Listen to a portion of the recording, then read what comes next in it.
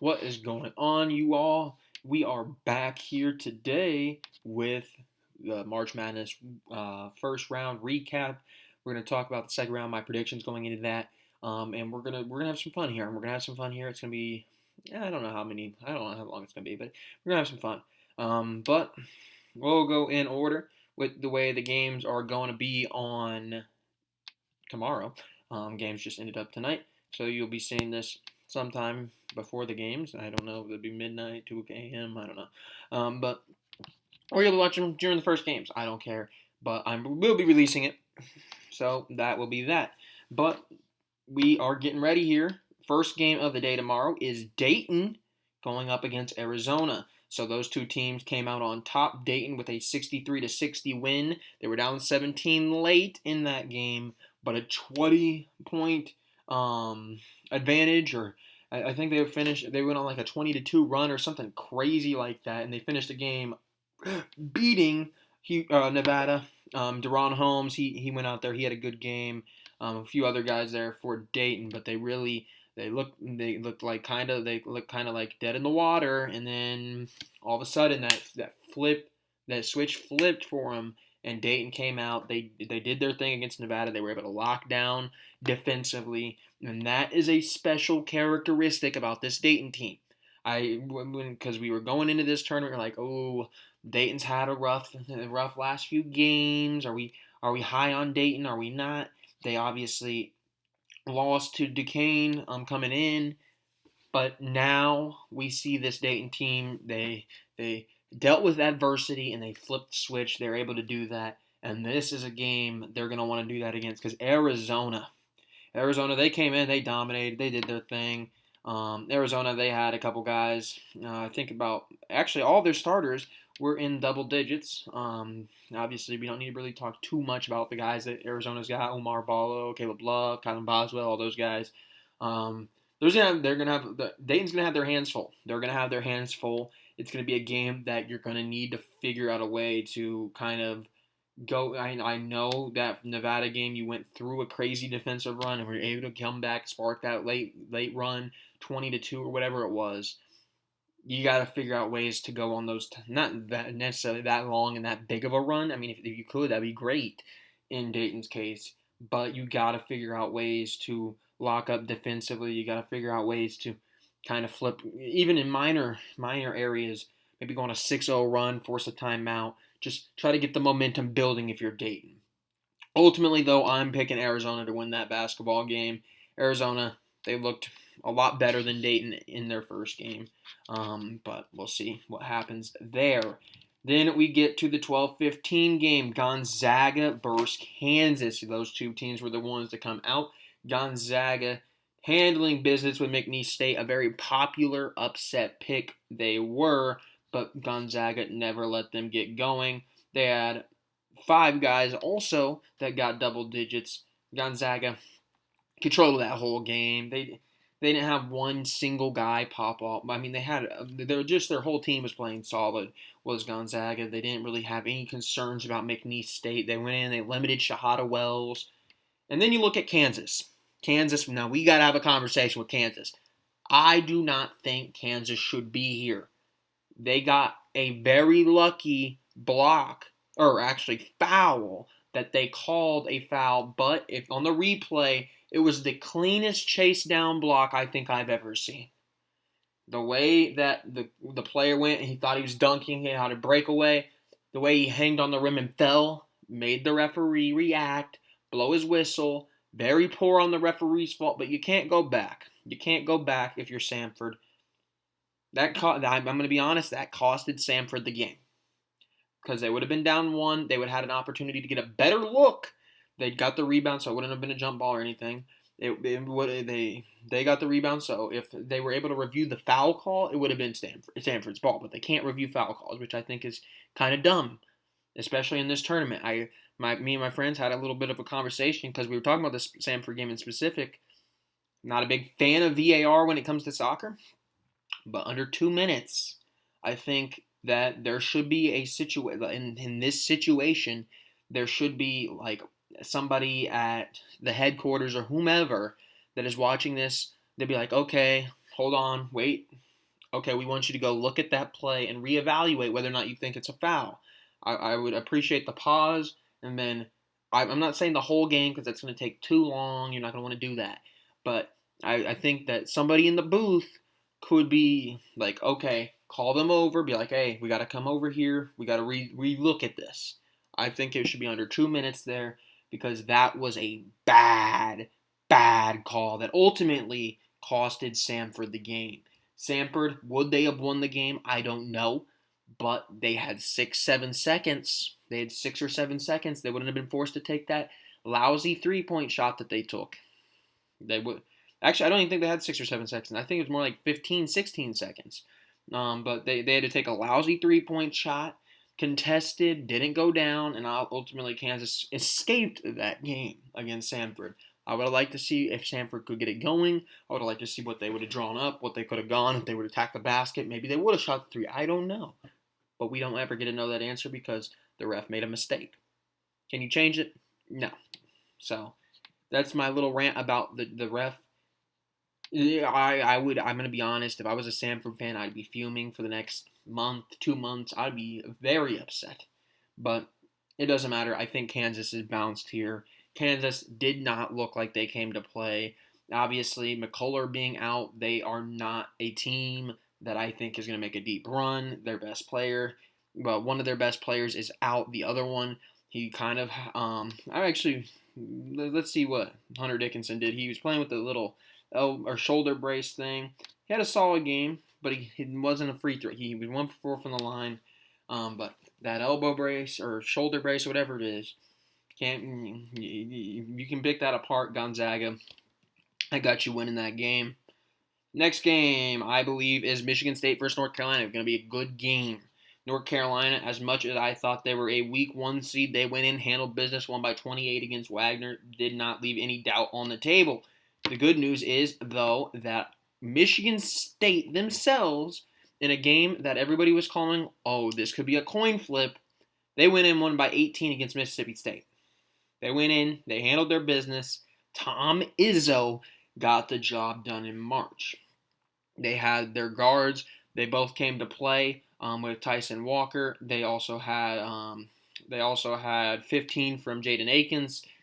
If you can get some of those guards cooking against UNC, R.J. Davis, Armando Bacot, there's some potential there for Michigan State. So I'm actually going to call this now that I'm going with a Michigan State upset here in our first number 1 seed being bounced from the tournament. Michigan State knocks off North Carolina. Then we get to the 3:10 game, Washington State versus Iowa State. Washington State and Iowa State had 2 completely different games. Washington State grinded out game that could have gone either way late. Drake versus Washington State. They ultimately did pick up the win. And then you got Iowa State. Iowa State went in. They first half they were like maybe they let South Dakota State hang around. Came in the second half. The offense was doing fine. They were able to do their thing. Not as suffocating of a defense as I thought they would be. Could maybe leave the door open. I doubt they'll leave the door open for Washington State, let's be honest. But ultimately, I got to go with Iowa State. It's just really hard to think, especially with a guard like Miles Rice, who this is going to be probably the best team he's played in his collegiate career in terms of defense. He's going to sped up, and what kind of mistakes is he going to make? We saw him make some mistakes in the Pac-12 tournament. Is he going to make those same mistakes against Iowa State? I think it is likely. It's unfortunate because I think he is a really good player, but I think that Iowa State's going to make you make some mistakes. Then we got the big one, man. We got the big one. I'm excited for this one. If it's not my Illinois or Oregon teams, I'm excited for this one. Big upset alert. Oakland. Yes, I'm not lying. Oakland knocked out Kentucky by 4 points on the back of this guy, Jack Golke. Jack Golke, he didn't even start. He played 36 minutes, shot 10 for 20 from the field without a single 2-point shot. He made 10 3-pointers, 10 for 20 from the 3-point line, and he had 2 free throws. 2 for 3 on the free throws, but he had 10 for 20 from the 3-point line. He made more threes in the game against Kentucky than he took 2-point shots all season. He took 8 2-point shots all season. This is the epitome of a March Madness guy. One of those guys that if he's hot, he can flip a switch and take over games like he did against Kentucky. This is a dangerous kind of player in March.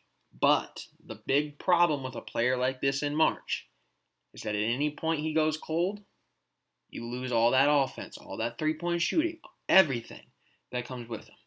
Say he drops 12 points in this game, they score 20 points less, this ain't even a ball game. He was making ridiculous shots. Double teams, triple teams, making shots that I don't even know how they fell. Oakland, if they can replicate that, they have a victory. But I don't know if they will because NC State is a very solid team. They proved it. I thought Texas Tech would come in, handle business. They didn't. NC State had an answer. They had an answer for him. They were able to limit Pop Isaac's production. Pop Isaac's only with 12 points, took 16 shots. They were able to limit Toussaint's production with 16 points off 15 shots. They were able to limit it. And then NC State, you look at their team. I mean, obviously we know the story with the two DJs. We even got another player in there, Muhammad Diarra. He had a good game. But off the bench, 21 points, huge impact, is this kid, Ben Middlebrooks. Ben Middlebrooks came in, scored 21 off of 6 for 8 from the field, 10 free throws he shot. He made 9 of them. Big performance from him off the bench. If they can get some bench performances for this NC State team, they could be dangerous. And I don't necessarily want to go with the NC State because I feel like we were talking a while about, maybe they're the Cinderella, maybe they're not. We don't know because they were a team that struck the iron hot while it was in the conference tournament. They went 5 in a row to get here. Was there going to be that kind of that? When was there going to be that come to reality moment? It hasn't happened for NC State. It hasn't happened for them. And I think NC State is going to beat Oakland. Can you get Jack? I always struggle a little with his last name. Gohlke. Can you get Jack Gohlke to replicate what he just did? Can he go 10 for 20 again? Is he going to shoot 20 shots again? I don't know. If Jack Gohlke replicates what he did against Kentucky, then NC State, they could easily be bounced out of this tournament. But I find it hard to believe that you can rely on a guy to shoot 50% off 23s. If you're relying on it, it's going to be a tough time. It's going to be a tough time because if it ain't falling, he's taking 20 shots away from other people. And those are points that could go elsewhere. You could attack the basket. So, I mean, performances like Gohlke put out against Kentucky is what March is all about. Somebody that can get hot on a moment and light it up and really become a pest, a problem for a team like Kentucky that we know has all the NBA talent. But a guy like that can flip a switch and really turn it on and provide us these big March Madness moments. And that was a big March Madness moment. Shout out to Jack Gohlke. Shout out to him, if I'm even saying it right. But 32 points against Kentucky, flipping a switch, hitting 10 threes, one off the tournament record. Kid, take a bow. You're a March Madness legend now. Congratulations. NC State, I'm still taking them though. All right, then we get to the fun part of the day, Texas versus Tennessee. I was not impressed with Texas. Colorado State, they came in. They obviously beat Virginia, did their thing. Texas defense, similar, was able to hold Colorado State under 45, but really nothing happened in this game. I wasn't too impressed with the Texas offense. Nothing was really going. I was sitting there thinking the whole time, I was like, Texas, I mean, they're really just winning this game because they have the talent to. But when I think about it, when I'm looking at Texas, if it's a close game, who do you put the ball in the hands of? It's probably Max Abmas, but do I really trust him on this Texas team? I mean, obviously you trust him at Oral Roberts, but do you really trust him on this Texas team? I don't know. I don't know if right now I do. And it's tough. It's tough for them because I mean they're playing Tennessee. Tennessee was a team that I thought maybe could come in and maybe show some hiccups here and there. But Tennessee came out. I mean they got a guy Dalton Connect that got 20 easily. Um, I had probably one of the easier matchups here in the tournament against St. Peter's. Came in, did their thing, won by 34 points. Didn't even let St. Peter's hang around. They dominated them in the first half. They kind of let them hang around a little bit in the second half. Still beat them by 8 in the second half, but Tennessee just absolutely demolished St. Peter's. They went in, they crushed their feelings, they left. Texas, I think it could be very similar. I think it could be very, very similar. I don't see how Texas has an answer to Dalton Connect. I don't see Texas really having much of an answer for anything. If the game goes into the 70s, 80s with Connect going for maybe a 20 bomb, or maybe get a do in there doing something, I think it gets out of hand quickly. I think Texas they just don't have the firepower offensively to keep up with Tennessee. I think it could get ugly. This could be a game that we're sitting there, we're like, really? Texas lost by 15, 20 points to Tennessee? I hope it's not that kind of game because I would like to see some good games, especially after today's slate. Today's slate was kind of had me a little sleepy there for a moment, but Tennessee, hopefully they get the job done because I am picking them. Then we get to my two teams. Of course, my two teams are the ones closing the show out. They put them back to back, of course.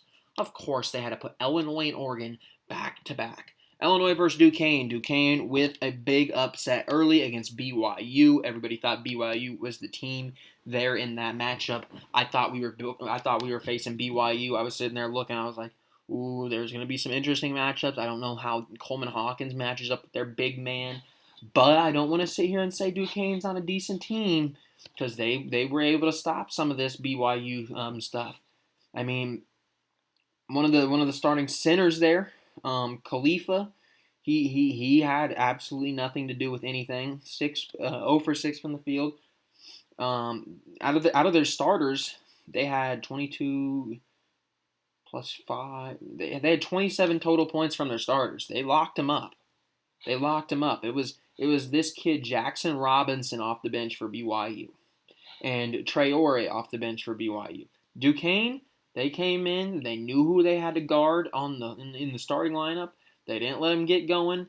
I do believe Jackson Robinson was the leading scorer going into this game for BYU, but he was the only one that really got going. And Duquesne, if they come in with the defensive aggression that they did here, they could make a good case. I was impressed. I mean, the efficiency might not necessarily have been there for Day Grant, but I was impressed with how much of an effort and how much he was trying to put on his shoulders in this game for Duquesne. I was watching it obviously because I wanted to see who Illinois could come up against because we did play after this. So I mean, Morehead State could have beat us at that time, but they didn't. But they have a few guys there that I think they're gonna make it. They're not just gonna turn around and let Illinois move on to the Sweet 16. They're not going home just yet. They're gonna come in. They're gonna give you the best shot. And Illinois, you can't let them do that. Illinois, Morehead State. They went in. They did their business. They handled it perfectly fine. Played close in the first half, but when push came to shove, just like in the Big Ten championship, just like in some of those Big Ten tournament games, that halftime, I don't know what Brad's saying at halftime, man. I really don't know what he's saying. But they lock in defensively. They do their thing. I don't even know if you can consider it lock in defensively. They still gave up 31 points in the second half. They just scored 15. Like, they're going out there and they're just outscoring people in the second half. They were up 1 at half. They went out and outscored 15 in the second half. I mean, Illinois just came in there. I mean, some of those points were there towards the end, and we're not really trying too hard to do a better defense. But we did have a better defense in the second half, I thought. But you look at this team, I think there's a lot of guys on there. Terrence Shannon, obviously, being the guy at the top of the list.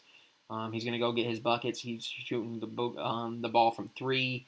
Didn't have a very efficient night from it, but he did hit some ones in the first half that I thought were keeping us in it for the time being. I mean, obviously, with how the second half panned out, it didn't end up being nearly as important.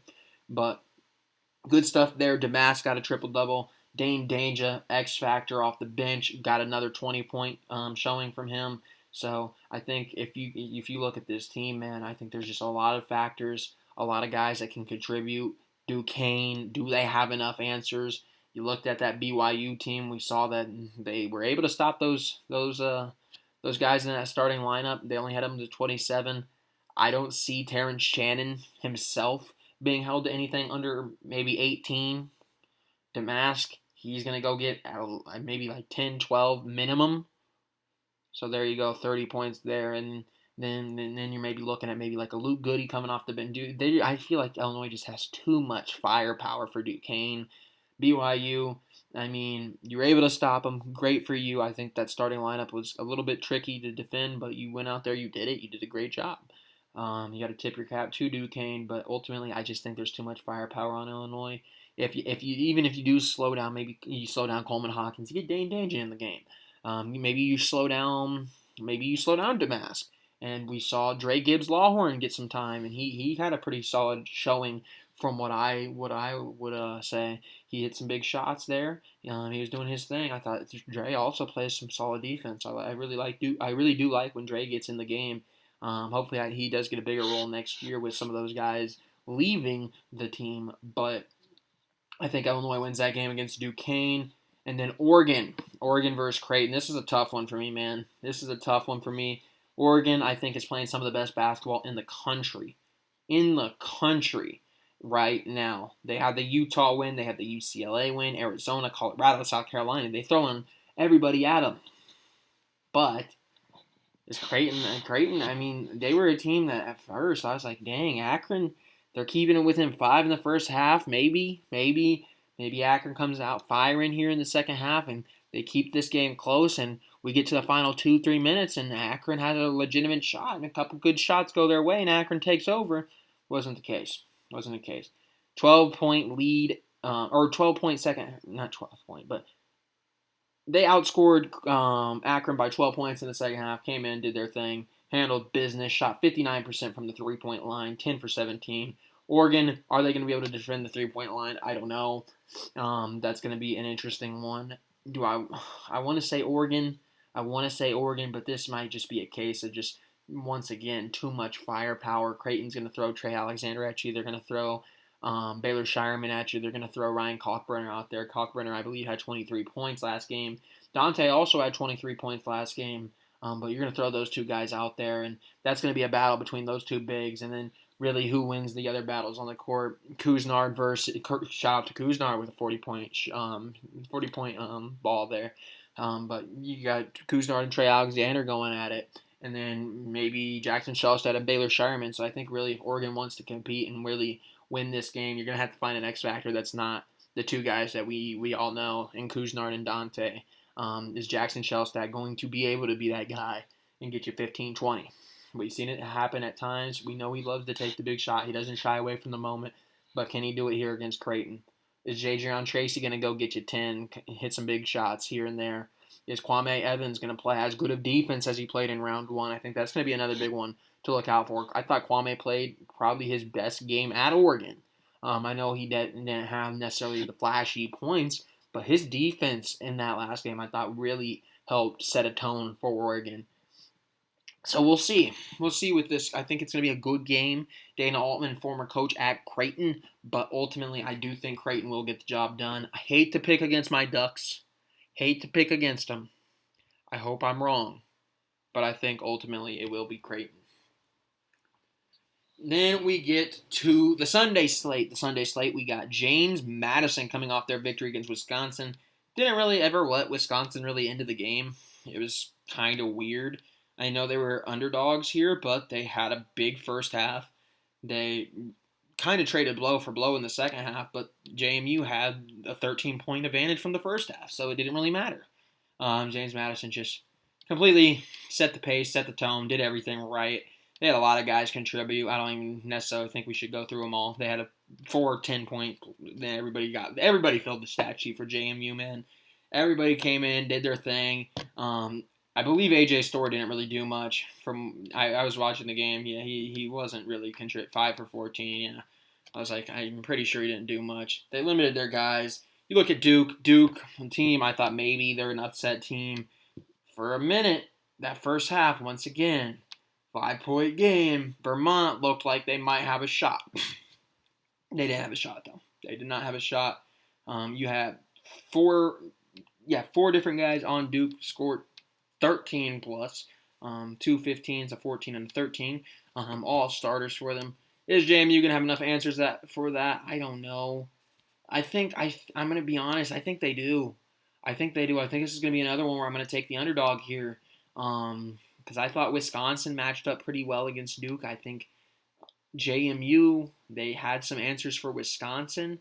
I think they're gonna have some answers here for Duke. So I actually am gonna take JMU to beat Duke in this one. That one isn't the first game of the day, but since Duke is listed as one of the teams that I follow throughout the season, they're listed first, of course. So that's actually at 2:15. Then Colorado Marquette will start the day. That one's starting the day, not the Duke game. Colorado Marquette, 9:10 a.m. Marquette in Colorado. Colorado has been hot lately. Florida, big game. Boise State, big game. Obviously, Oregon was their one hiccup.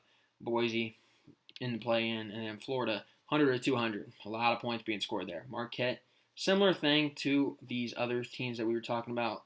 Western Kentucky was up 7.5, but Marquette won by 25 in the second half. Western Kentucky put up 43 in the first half and 26 in the second half. Marquette put up 36 and 51 in the halves, respectively. Marquette can score the ball. We saw that. We saw Colorado could score the ball. But ultimately, I think it's going to be who can lock in defensively. I think it's going to be a high-scoring game, but ultimately it's going to be Marquette. It's got to be Marquette. We saw they could lock up for periods of time. We did not see that with Colorado. Colorado, big game, man. Big game that was. 100-200. 202 points scored in a college game. That's absolutely ridiculous. We get Utah State versus Purdue. Ooh, this one's nice. I'm telling you.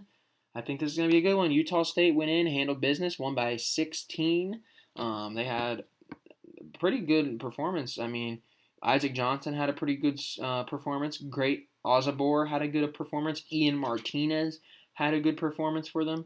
And then Purdue, obviously, I don't even necessarily need to tell you. I'm sure you figured that out already against Grambling State.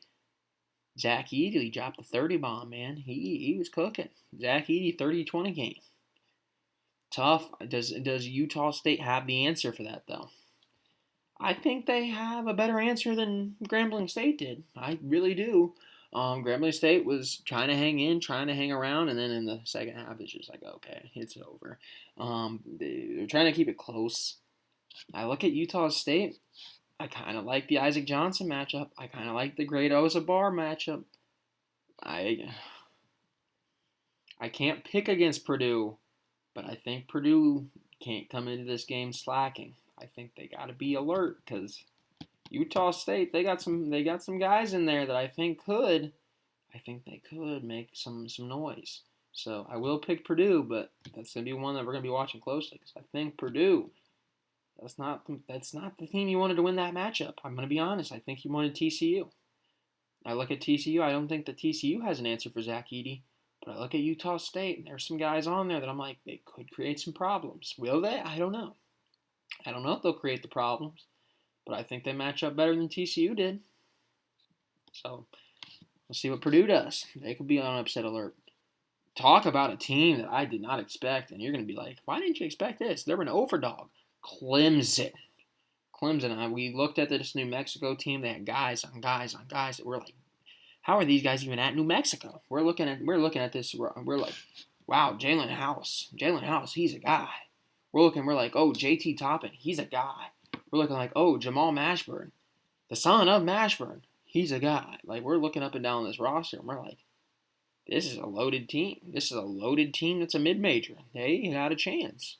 We're looking like, oh, these are some upset guys. They weren't. 21-point victory for Clemson. They came in, did their thing, absolutely did their thing. They had, between three guys, 30, 20, they had 51 of the points between three guys. New Mexico scored 56. Clemson, They heard what we were saying about, oh, they're a weak 6 seed, and they took it serious. They came out, delivered their business. Baylor, they came in 92-67, never really let Colgate get under it. 20-point advantage in the first half, 5-point advantage in the second half. Keep that going, and Baylor might be dancing a while. So I think this is actually going to be a bigger game than I thought it would be. I thought maybe if Clemson escaped there, to say escaped, looking back at it, it's crazy. I was like, maybe Clemson. I think it's going to be better than I thought because I was like, well, Baylor beats Clemson. I'm still taking Baylor, but I think this is going to be a good game. Then we get to Grand Canyon. They got the job done, believe it or not. We were all talking about they might. St. Mary's not able to get it done. 9-point victory, 75-66. Grand Canyon got the job done. Shout out to Tyon Grant Foster. He did his thing, 22 points. Solid efficiency, 6 for 13, not horrible. 8 for 14 from the free throw line. Maybe you'd like to see a little bit more of that. But we were all talking about going into this game. We were like, oh, look at his story. Just look at his story.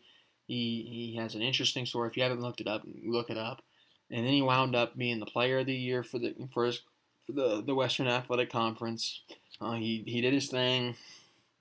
We're like, can he do it on a bigger stage? Can he do it at March Madness? He did it, man. He did it.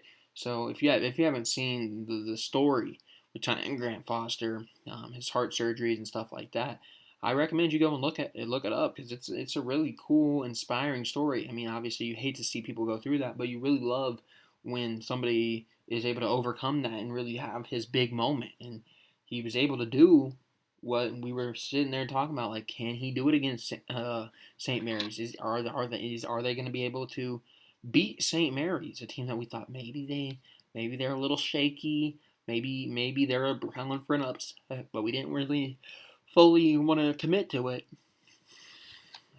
And then you got Alabama.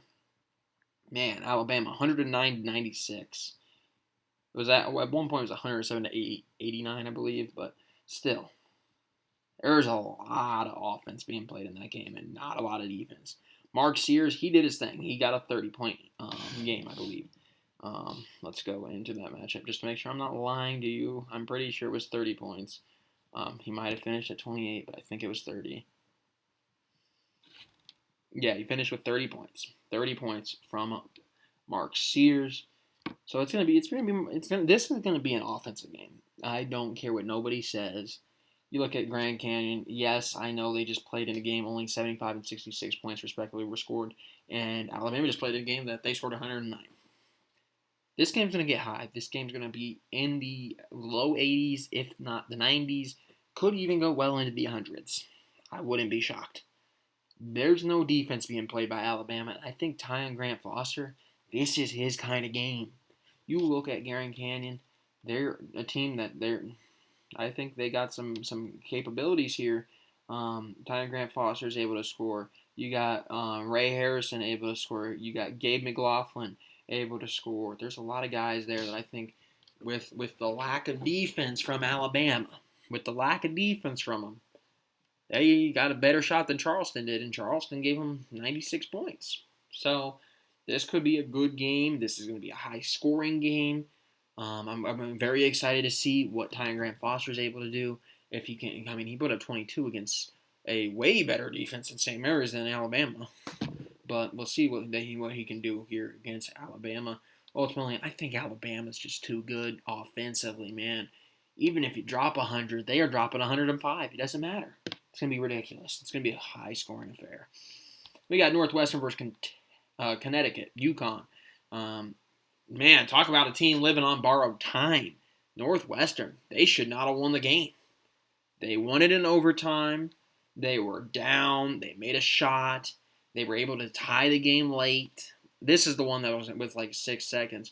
John L. Davis, I don't know what was going on. They inbounded the ball and tie a ball game. He slowly walks the ball up the court like he's ready to make it, and then he takes a really weird contested three. I mean, time was expiring at that time because I think he was way too slow to get up the court. Absolutely disastrous last play.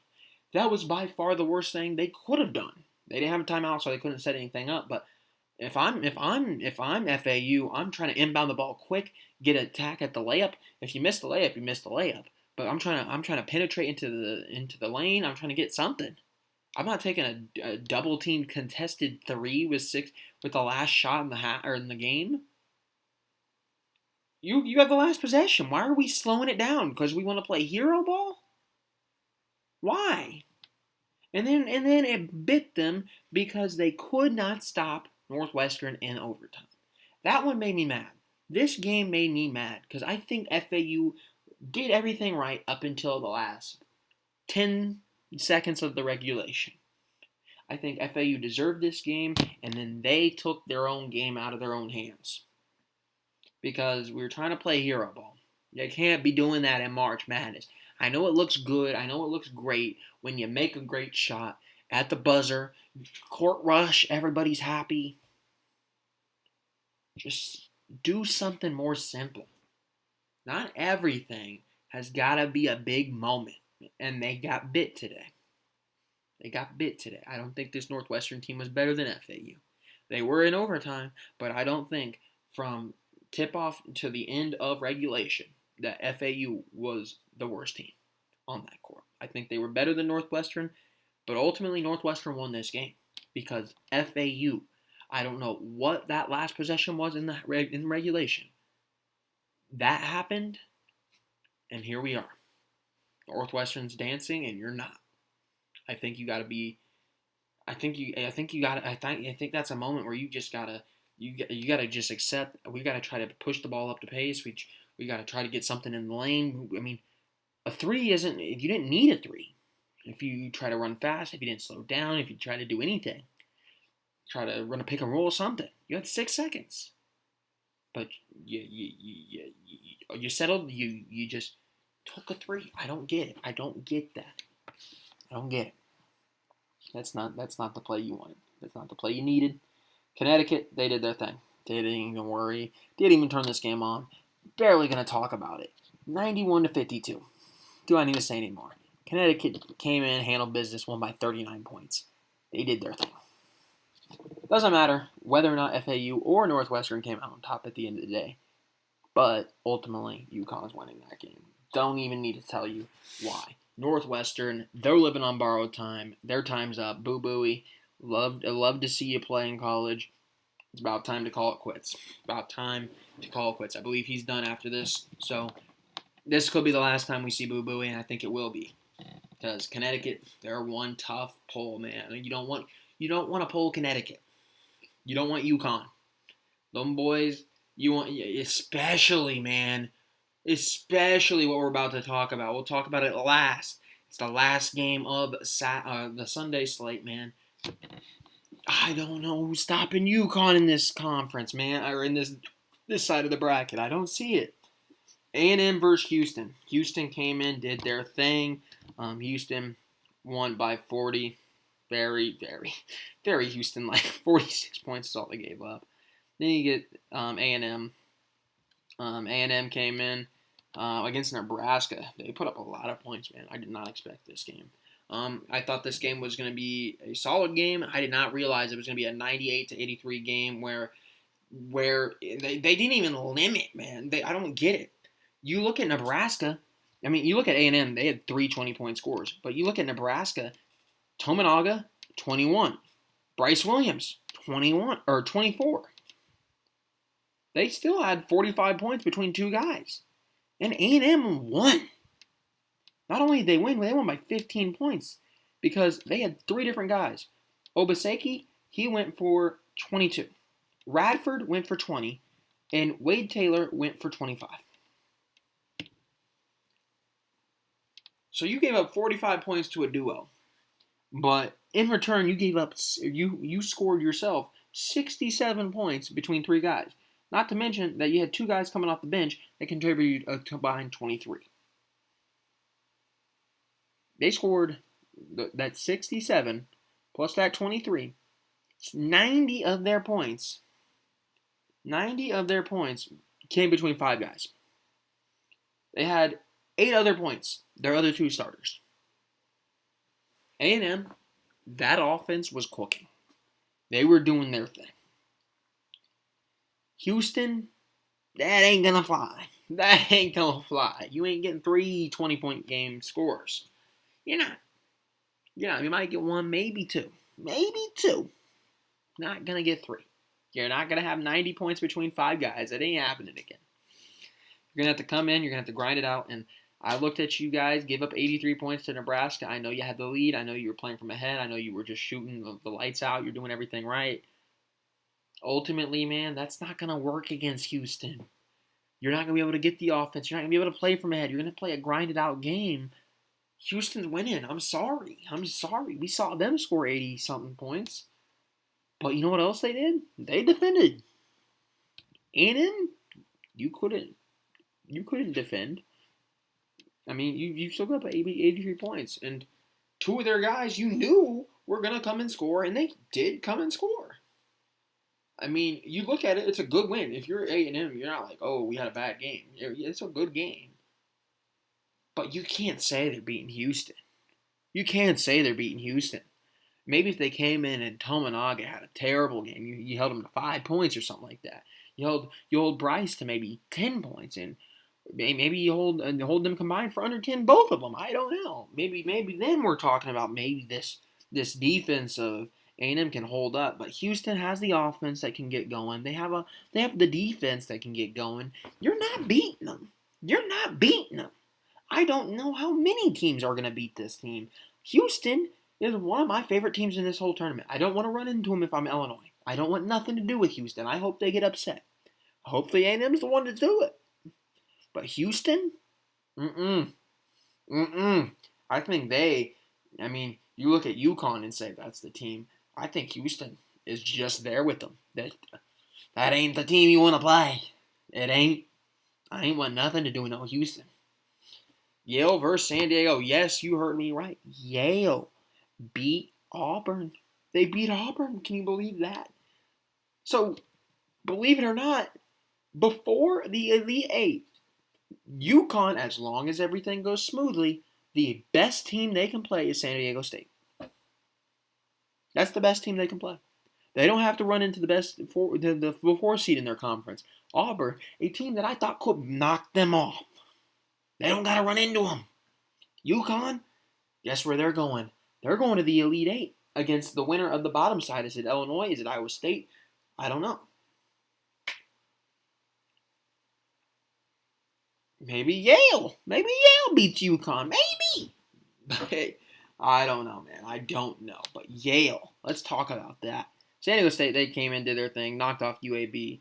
It was kind of interesting because I thought they were letting UAB hang around, but UAB really never felt like they had a chance. It was really interesting. So I think Yale actually could play close against San Diego State, believe it or not. They just had a big game against Auburn. And this kid specifically, John Polakidis, something like that.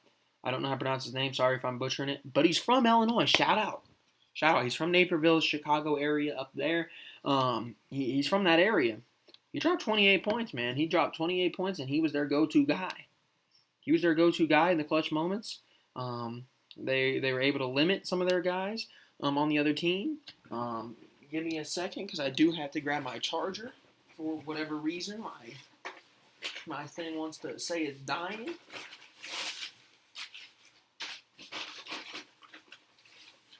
My laptop wants to tell me it's dying when it was perfectly fine when we started this video. It was at like 50%. Now it wants to tell me we're dying. But they were able to stop Janai. Well, I didn't know. Janai Broome still scored 24 points. Let's be honest. But they were able to get some offense going here. They were able to hold the defense around, and this was an Auburn team that I thought was very sneaky. I was looking at this Auburn team. I was like, they have a nice offense. They have a decent defense. They can get the job done. They can go under the radar. I think they could challenge UConn. I think they could even challenge whoever comes out of the bottom side, whether it's Iowa State, Illinois, whomever it might be. And maybe we're talking about Auburn in the Final Four. Auburn did not think they were a Final Four team. They didn't think it.